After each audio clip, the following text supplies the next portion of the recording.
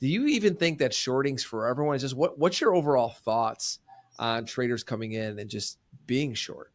Yeah, I mean, it's really not. And the thing that I look at is, you had 2020, 2021, or the back half of 2020, anyways, and it was just a rampant bull market straight up and to the right.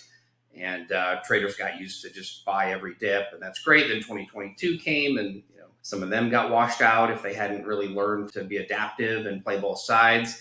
Of course, you had new traders that started in 2022, and it was a pretty gross year for most of it. And, some of them struggle, 2023 and 2024, because they're stuck wanting to short everything. And so, I mean, the market does go up and to the right pretty much all the time, right? And so, you can talk about shorting it from perspective of a day trade scalp, but generally looking to swing short the index is going to be pretty far and in between, right? And to me, there's very select criteria that someone needs to be looking at before you decide that you're going to take that dive and just try to short the index. Because I know there's a lot of traders that have come to me that are in the Discord 2023, and this is after March, right? Where, maybe they followed somebody that was really bearish for whatever macro reasons, and said, hey, this is the big one, right? And I'm talking about after we broke out from 4,200, right? And I think most of us that have been around for a while looked at that and were like, I'm not shorting that shit. Like at least until it comes to 4,600, like you just can't short that, right? And a lot of people blew up.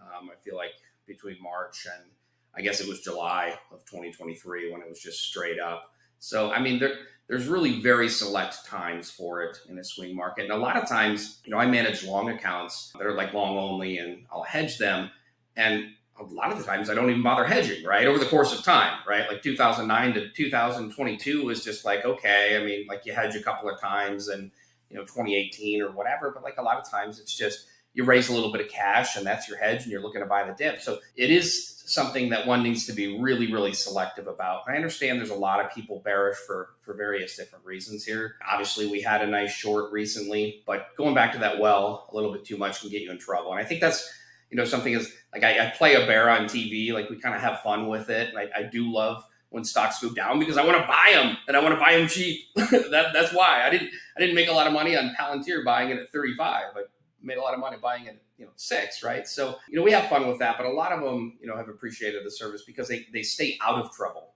They're bearish and they want things to go down. And as I joke a lot on X, like if I'm not short and you are, then good luck.